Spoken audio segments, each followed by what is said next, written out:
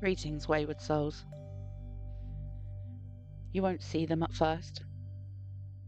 You'll hear them calling from the trees, crying like a child, whispering like a friend.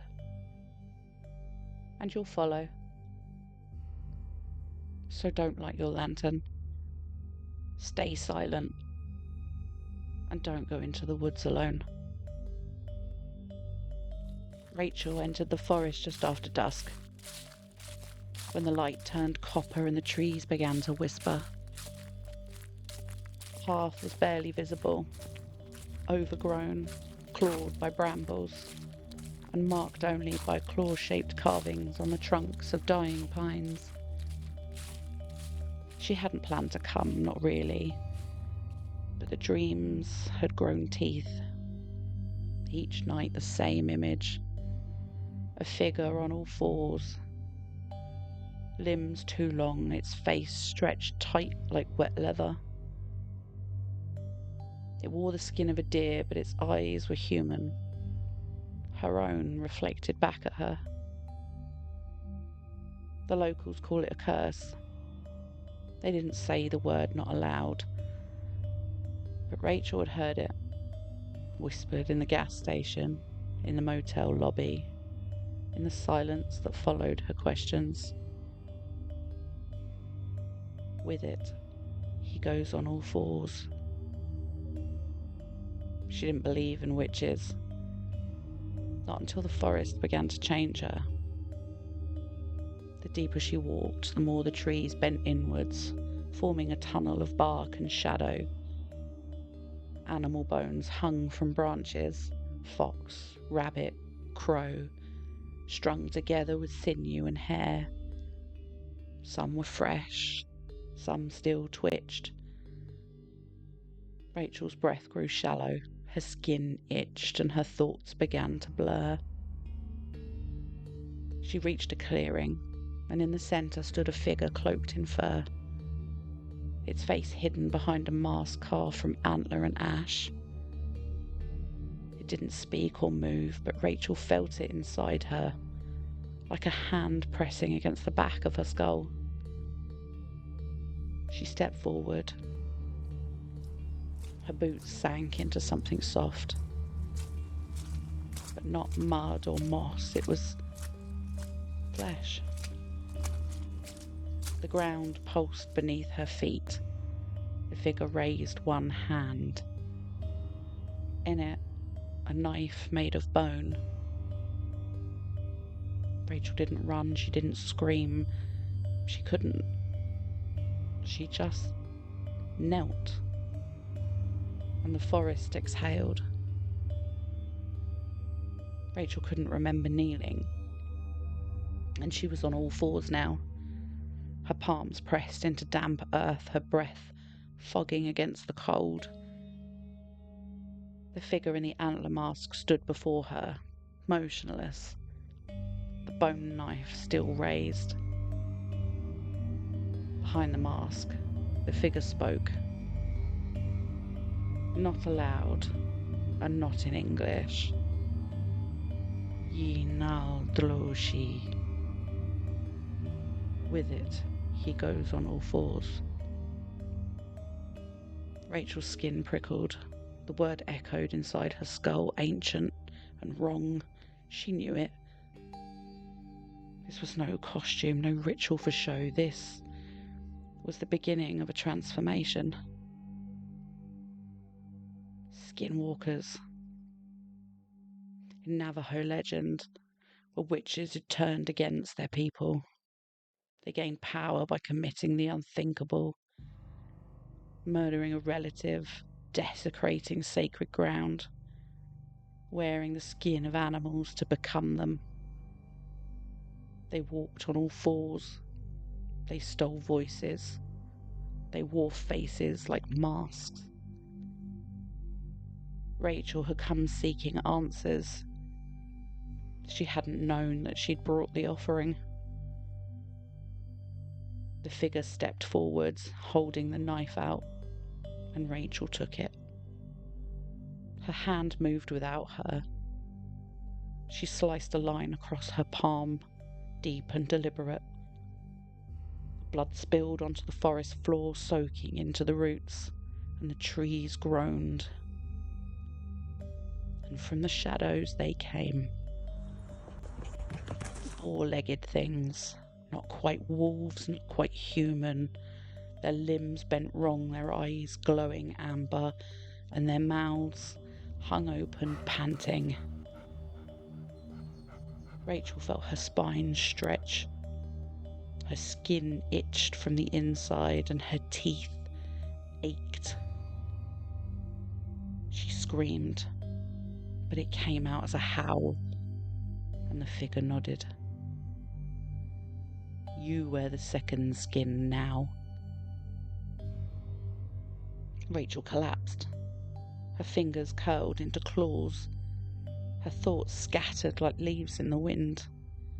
And somewhere, deep in the forest, a voice whispered her name, using her own voice. Rachel awoke to silence. She was lying on her side, cheek pressed to damp earth. Her hands were gone. No, her hands were there, but they were wrong. The fingers were longer, and the nails had blackened. Her skin was peeling and split at the knuckles. She tried to scream, but no sound came. Help me, her voice said from somewhere behind her. Please, I don't want this, it sobbed from the canopy above. I'm still me, it whispered from inside her own ear. Rachel scrambled to her feet, 4 of them. Her legs bent, her spine cracked with every movement. She stumbled to a pool of water, dark and still, and gazed in. The reflection was not hers. I mean, it was her face, yes, but stretched, stitched to the skull of a deer. Her eyes were too wide and her mouth hung open. And behind her, in the reflection, stood a figure cloaked in fur. It wore her skin like a coat of arms, face draped over its own like a mask. You gave it freely, it said in her voice. You wanted to be something else. Rachel turned, but the only thing she could see was trees, the bones, no figure. She ran. Branches clawed at her. Roots rose to trip her. The forest shifted, folding in on itself. Every sound she made echoed back in her own voice, but wrong. Too loud, too soft, too slow, too fast. She stopped when she heard her mother's voice. Rachel, come home. It was coming from a fox. Its mouth didn't move, but the voice was hers. You're scaring me, love. Come home. Rachel fell to her knees. She covered her ears, but the voices were inside her now. They were all her. Every animal, every whisper, every scream. Her voice. Stolen, her face. Worn, her name. Spoken by things that should not speak. And in the distance, a drumbeat. Slow, like a heart preparing to stop. The forest opened before her like a wound. Rachel stumbled into the grove, her breath ragged. The trees here were hollowed out, bark peeled back, their trunks carved with symbols that bled the sap the colour of rust. And in the centre stood that figure, wearing her skin.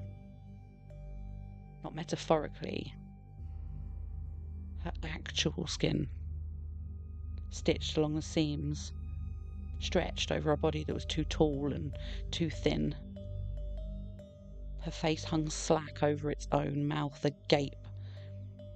It moved like a puppet, jerking and twitching.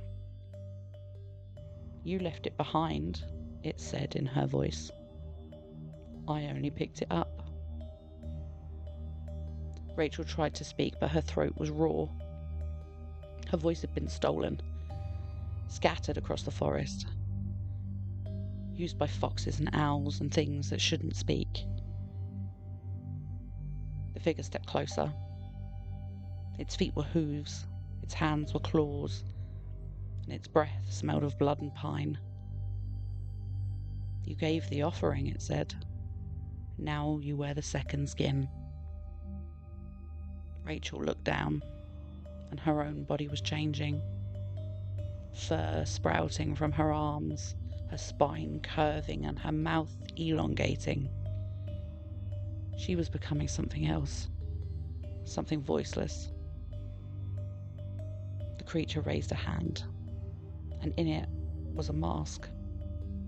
Her face, but carved in wood, painted with ash and blood. "Take it, wear it, become it." Rachel reached out, her fingers no longer her fingers, they were paws. She took the mask, and it pulsed in her grip. She placed it over her face, and the forest screamed.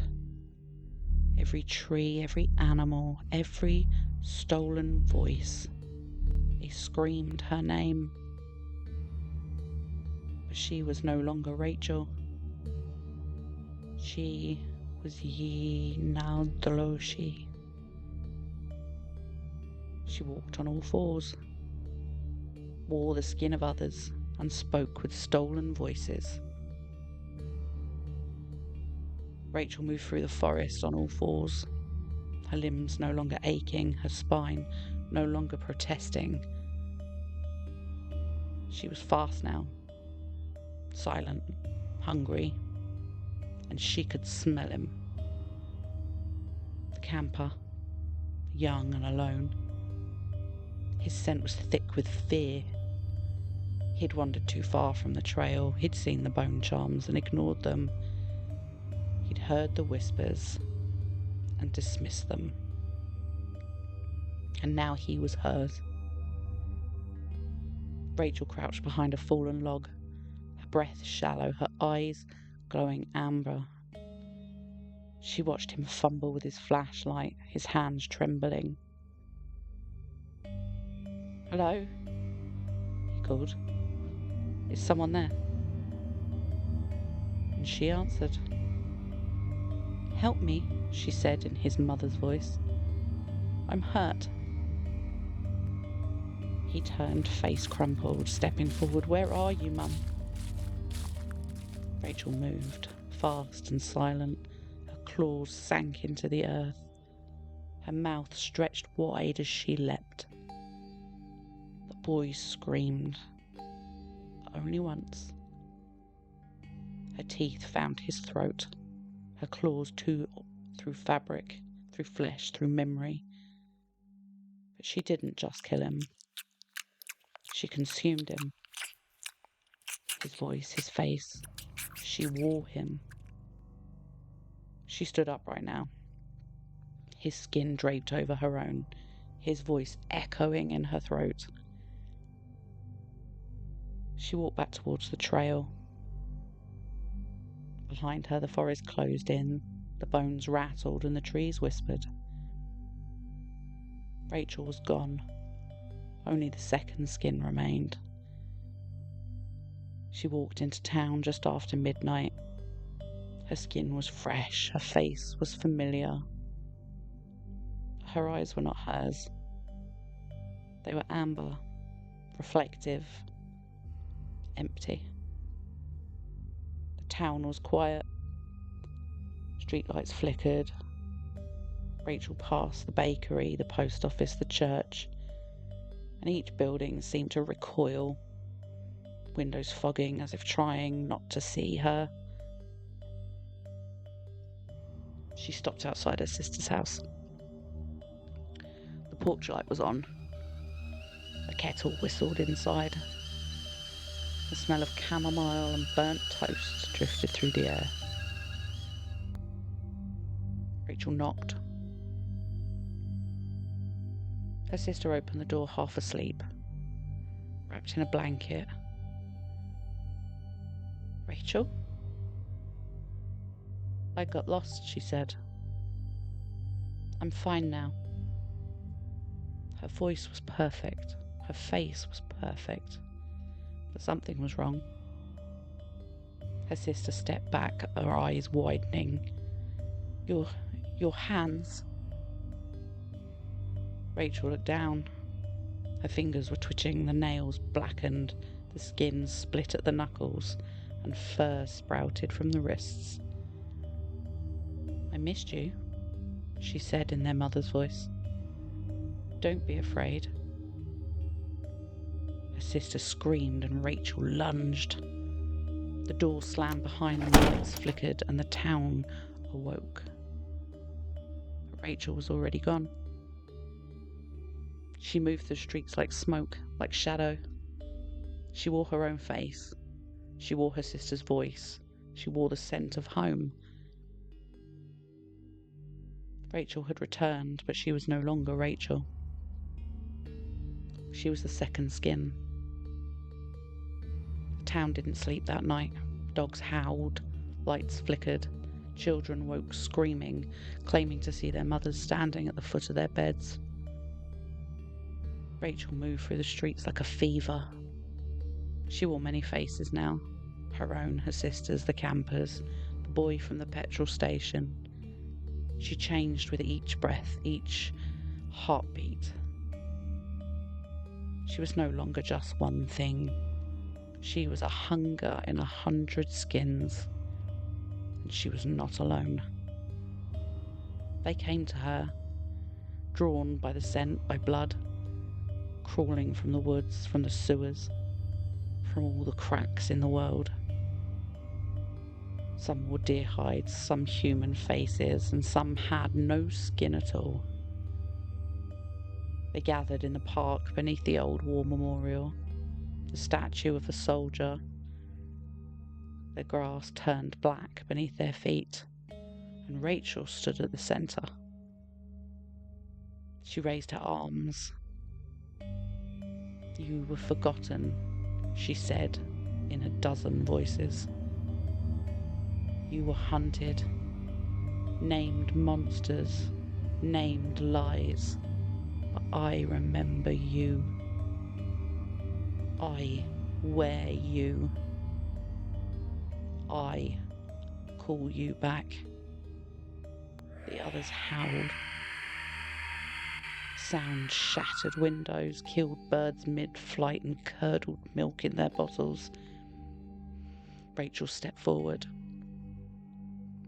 One of the creatures, a girl no older than 10, crawled to her on her knees. Rachel placed a hand on the girl's head.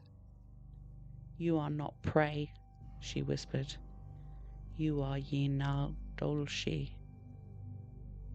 With it, you go on all fours." The girl screamed, her skin split, her bones cracked, and when it was done, she stood.